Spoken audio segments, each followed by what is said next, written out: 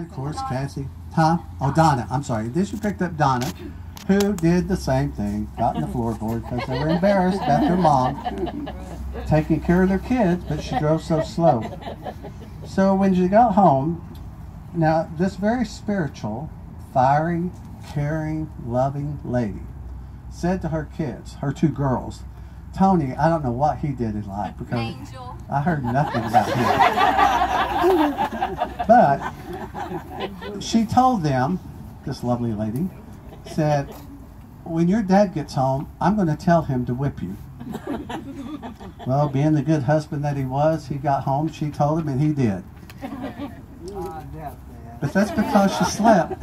She drove so slow, and you'll hear how slow she drove in a little while. Then there was a time that she got mad at Donna for something, and Donna ran away. Don't know what she got mad at her for, but she ran away.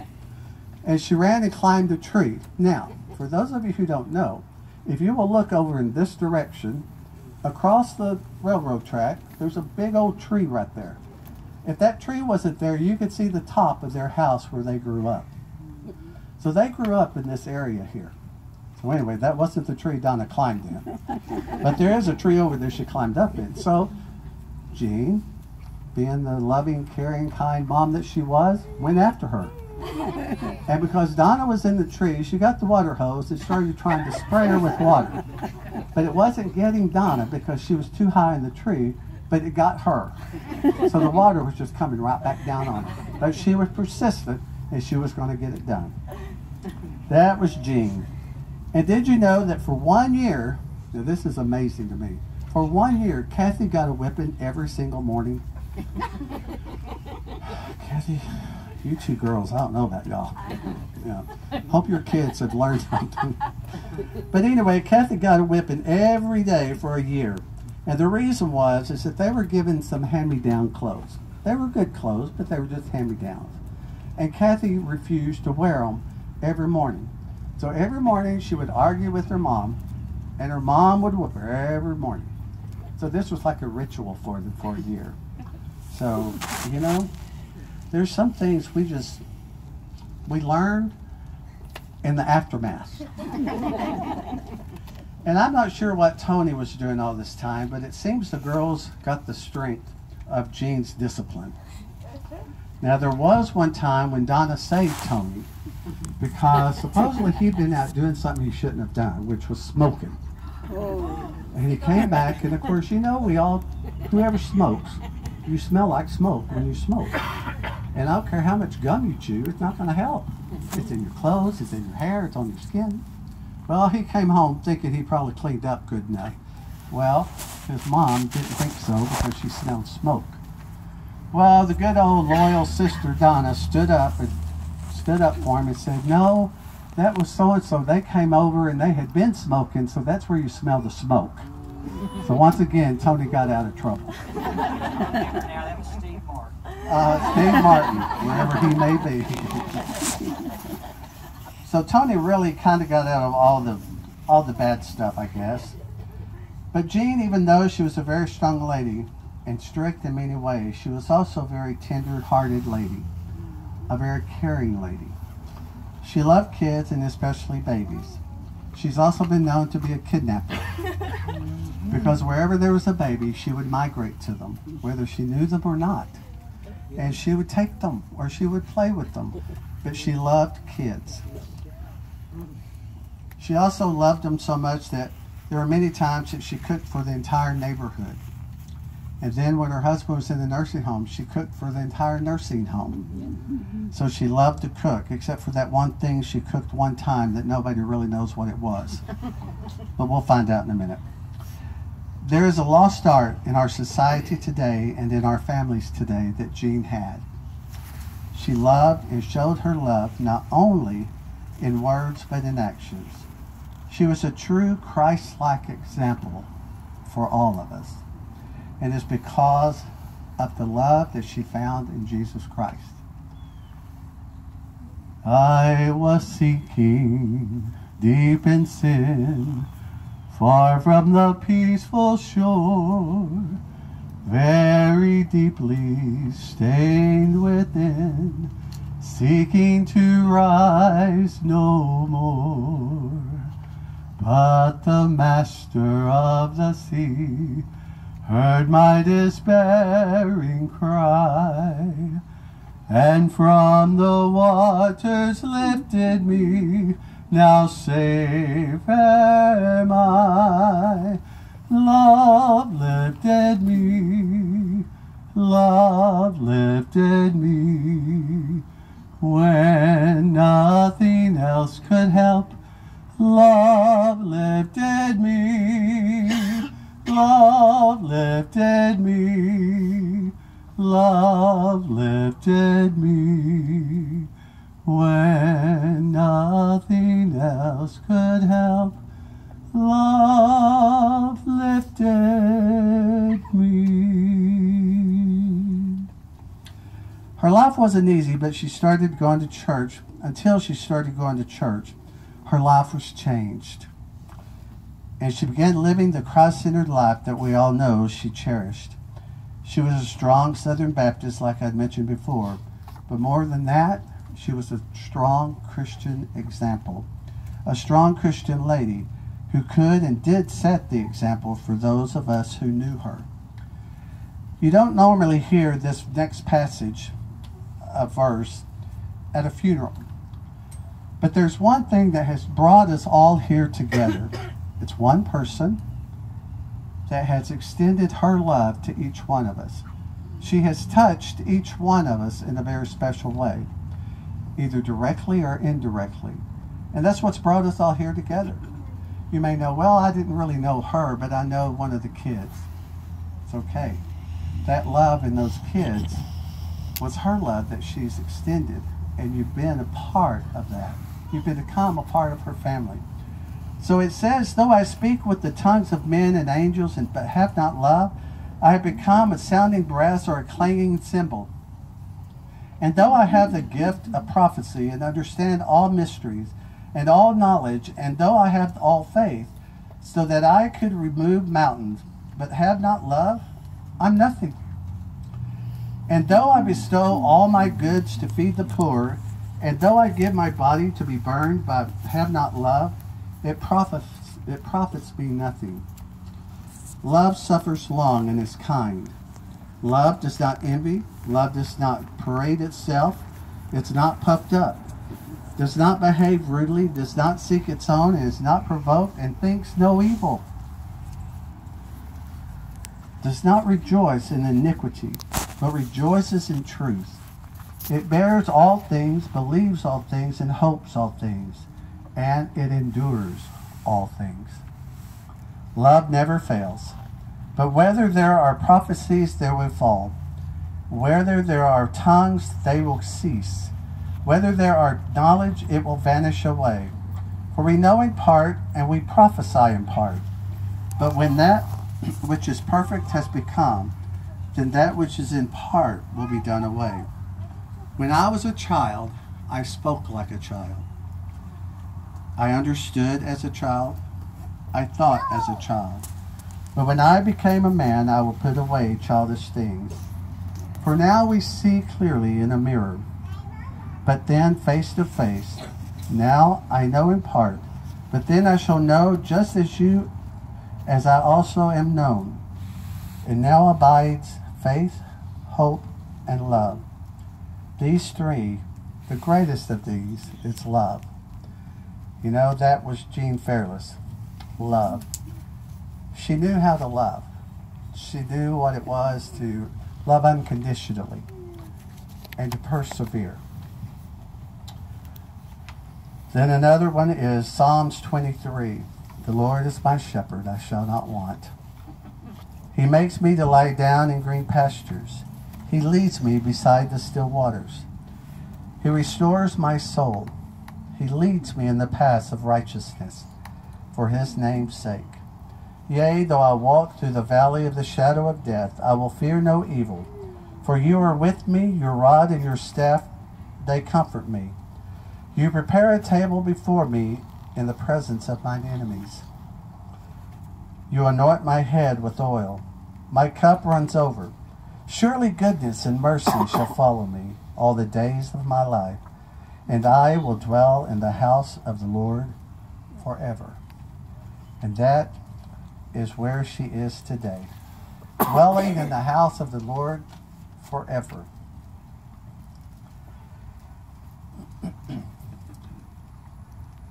O Lord, my God, when I in awesome wonder consider all the worlds thy hands have made, I see the stars, I hear the rolling thunder, thy power throughout the universe displayed. Then sings my soul, my Savior God, to thee. How great thou art, how great thou art. Then sings my soul, my Savior God, to thee. How great thou art, how great thou art. I want to read a couple of things that the family has written that they've asked me to read, and then we're going to have Kathy is going to come up and Tony's going to come up and read something, and any of you that would like to say something in between that time, please feel free to do so. And this is from Leslie. A few years ago, in 1977 to be exact, I met my future mother-in-law, Jean. I loved her at once. She was welcoming, loving, and always glad to see me. Always ready to jump up and take care of me and everyone else she loved. She'd always say, "Sit down, Leslie. I'll take care of it."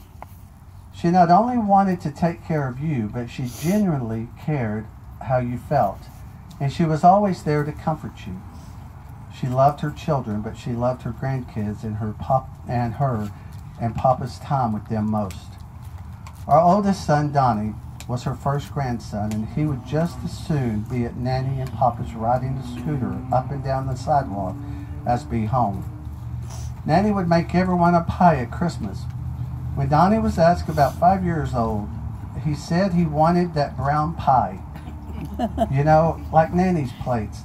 Nanny's dinner plates were an orange-brownish color, just like her pumpkin pie. Our daughter Lindsay was Nanny's 5th grandchild, but Nanny made sure she got plenty of her own time with her. When she was just a small child, she would place her on her lap atop a pillow and pat her to sleep. She said Lindsay was her little pillow princess. We're all so happy that she was able to meet Quade, her great-grandson. The last time we took him to see Nanny, he sat on her lap, and she loved on him, and then loved on him some more. Even though he was wiggly 9-month-old, he just sat there sweetly and loved her right back. I admired so many things about Jean: her sense of fashion, her creativity, her love of God, and how she never met a stranger. Looking back, there are so many happy memories marrying the son that she raised. Having Jean for a mother-in-law and Nanny to my children has truly been a blessing, and heaven has gained another angel today. Love you always, Leslie. Do you see the theme that's running through all of this? It's love. And we say we love, and we can say we love all we want to, but unless we put actions behind the words, they're shallow, very shallow. But Jean, she put words behind them. And I think even one time when she was chasing the girls or whipping the girls or getting onto the girls, She said, you know, this hurts me more than it hurts you. And we've all heard that sad story. I don't know that it's really true, but we've heard it. And then Lindsay wrote, Nanny, I'll always cherish our long walks down by the creek when I was little, learning how to skip rocks and sticking our feet in the cold water, and leaving pennies on the railroad tracks to be flattened by the train. And I'll cherish even more our long walks down the creek as I entered my teens. You always had a way of making me feel important and listened to and loved. Nanny had a true and unconditional love for all of her grandchildren and great-grandchildren, and we are all so blessed that God chose her as our grandmother, even after having to eat that corn surprise. There it is, the corn surprise. That one Thanksgiving, for real though, what was that, Nan? Does anybody know? It's going to go to be a secret. But it's the corn surprise. We'll also never forget the amazing matching pajamas you bought for us as grandchildren every Christmas that always led to a late night fashion show with you clapping and laughing. I will keep these memories close to my heart and remember them, always. Especially when I look into the bright blue eyes you passed down to my son. Oh, and you better believe I will be buying my grandchildren matching pajamas one day. We love you so much, Nanny, and we will miss you every day. Now, go rest high on that mountain. Love, Lindsay. Kathy, Tony?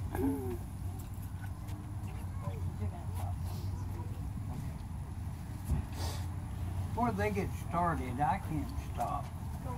There's a couple of things I can't keep in. One is she never spared the rod. I saw that. If you can't hear him, he said, she never spared the rod.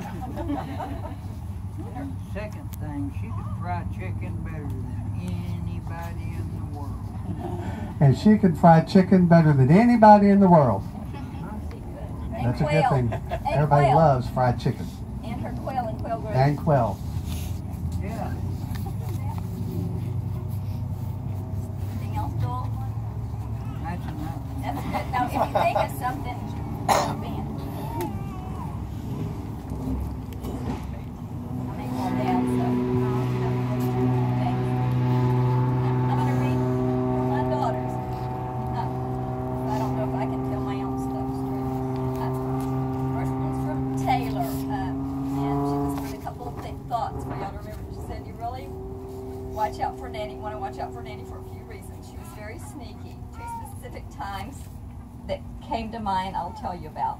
The first was when we would always put money in Nanny's purse because she always wanted to pay for everything. For the most part, we were pretty sneaky. One time we got caught, and of course Nan gave it back, and that look she would give you. When you knew not to argue back, instead we would just try again. That day, however, was the first time when Nanny won.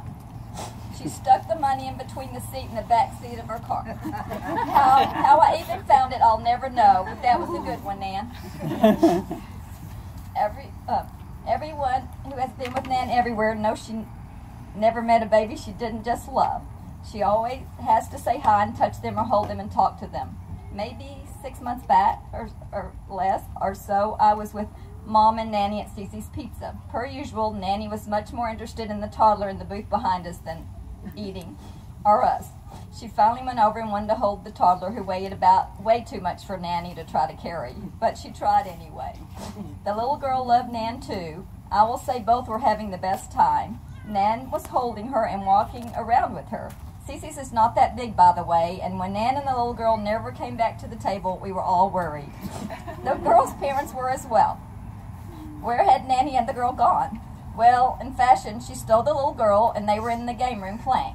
They were having the best time, and I told Nanny, you just can't walk away with someone else's kid and never come back. She started to laugh so hard she had no idea. All Nanny knew that it was a cute baby. And from Breck,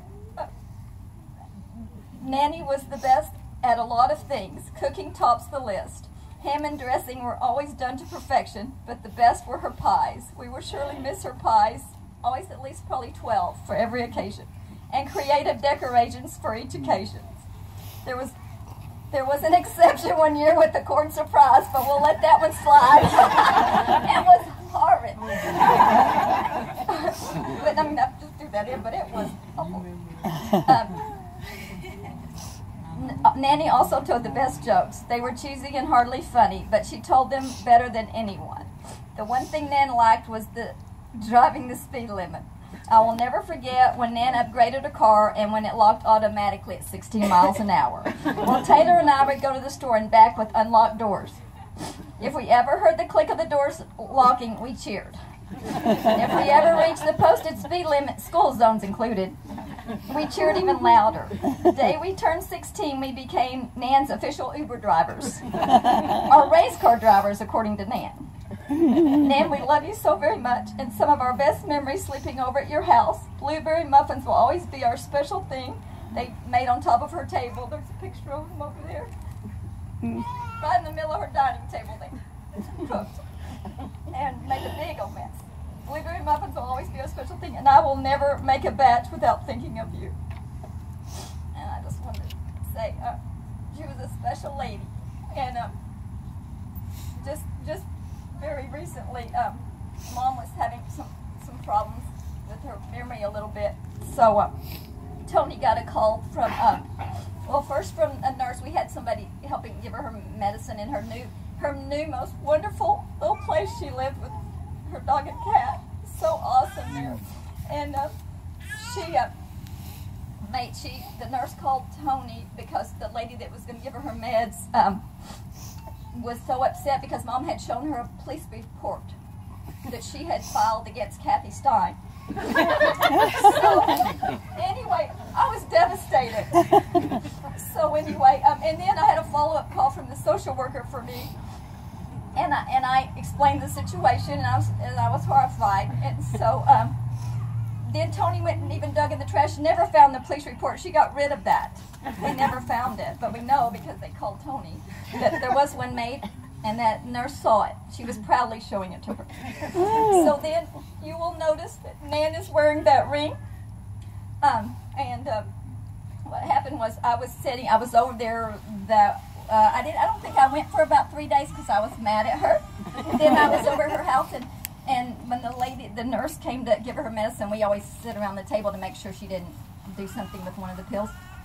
So she left and came out of her bedroom, opening up this little package that was wrapped. We thought we had lost the ring at her other house. She pulled out that ring, put it on her, and said, "Remember this for my 25th?" I said, "Oh my God, Nan, that is the one you accused me of stealing and made a police report." And this poor nurse is like, oh, I went out of here. And I said, "Mom, how could you? I wouldn't take a piece of dog food from you." And she said, "Well, that wasn't what you stole." I said, "And it's on your finger now." And she says, "That you stole something else." She was so fast. So anyway, but later that night, I always end up staying, as my husband Zach, so long. I'd stay a long time there, and so finally, before I left, she said, "We had a rough day, didn't we?" And I said, "Yes, we did." She didn't say, "I'm sorry." And one more quick thing. My husband, Zach, was always taking Nanny a lot and helping Nanny a lot. And just really recently took her to the doctor, and she had a little hard time getting into his it's an SUV, and it's high up. So, and I'll tell you the story. I'll back up a minute. Mom was always losing her keys in the window. I mean, until like a year ago, crawling in the window. She'd take the screen off and either get something or crawl through that window many, many years later than she should have been. I mean, a lot for many years. So anyway, she couldn't get into the car, and Zach was trying to help her. And this was really recently. So Zach said, "Nan, do you want me to roll down the window and let you go through the window?" She didn't try. But anyway, so many memories I could talk forever, but I better share. No, go ahead. And I love my mom a lot. I want some more on Zach. She's still with me. I know, poor Zach, I know.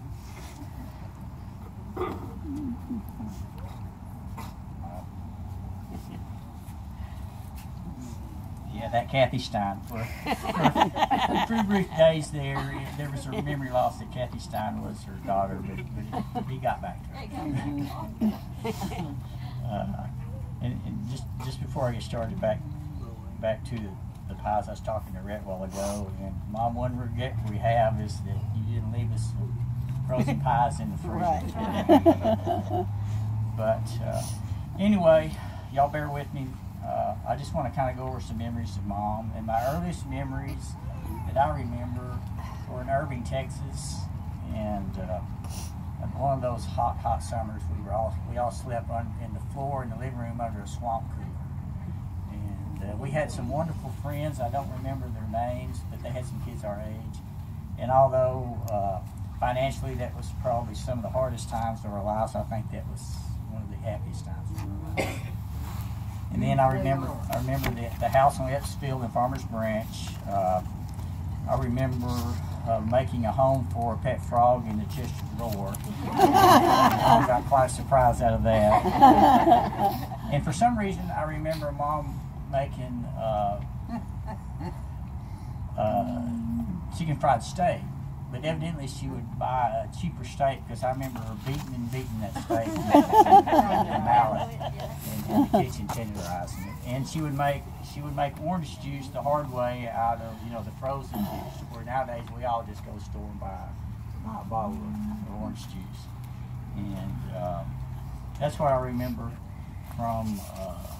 Of course, we had Grandpa Joe and Estelle around the corner, and I remember, we could just run right around the corner to their house and had some good times over there too.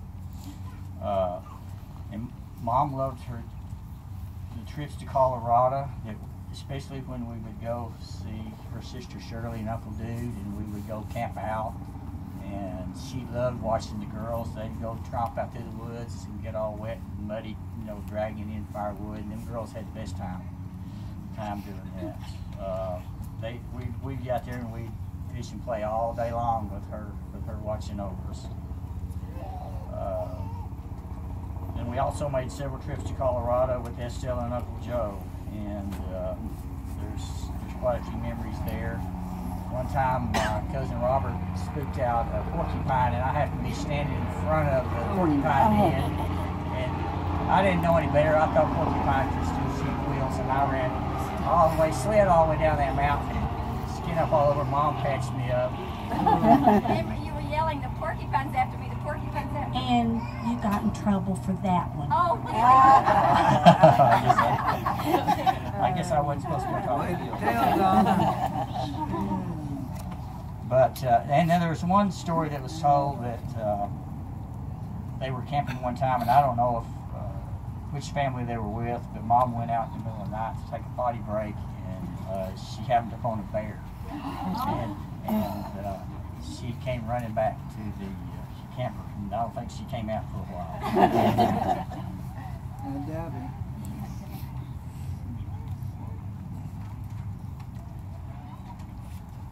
And I'm gonna skip here to come back to this.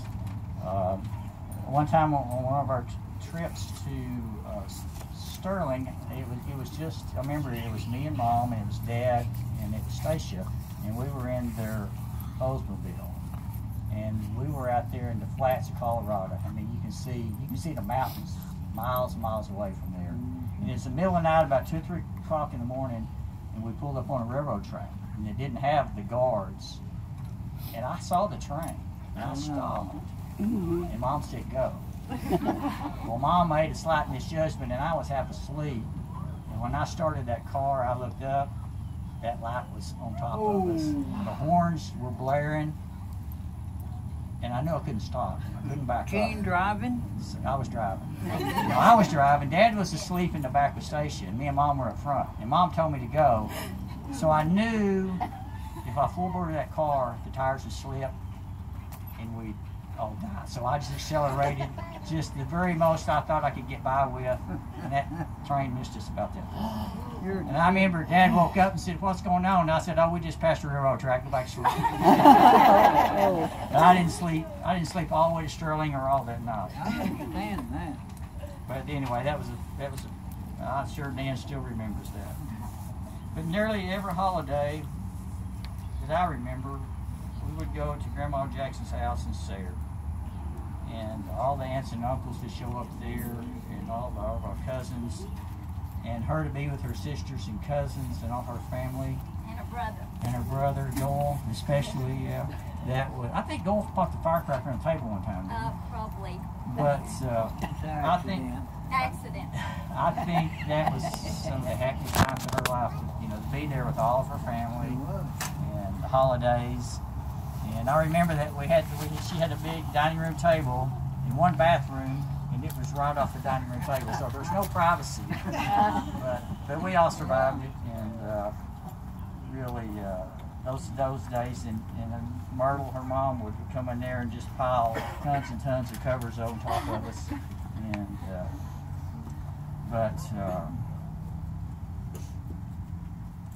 but now I'll move on to.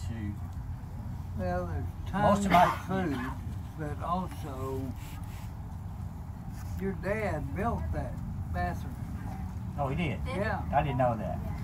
we didn't have one before he came along. Really? But That's the greatest thing that ever happened. I didn't know that. How about that? Even if it was right by the table. Right by the table. And I guess most of the childhood that I remember was in Garland, because that's the latest, I guess. And I remember Mom taking in all of our friends. Ricky Stanford, wherever you're at, he was across the street. Ted lived around the corner. We played football, you know, in the front yard. And Mom took them in, treated them just like their own, scolded them when they needed it. And they needed it quite often.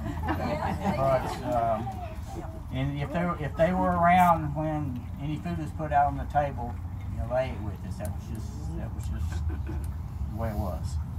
But she loved all our friends and our family, and Garland was a good time. We went through our junior high and high school years there, and Mom looking over us, trying to keep us in line. And but one thing about this is a little story in Garland I want to tell you about the food. And like all good moms, Mom would make healthy food. So she'd have lima beans and spinach and things like that we didn't like. But what she would do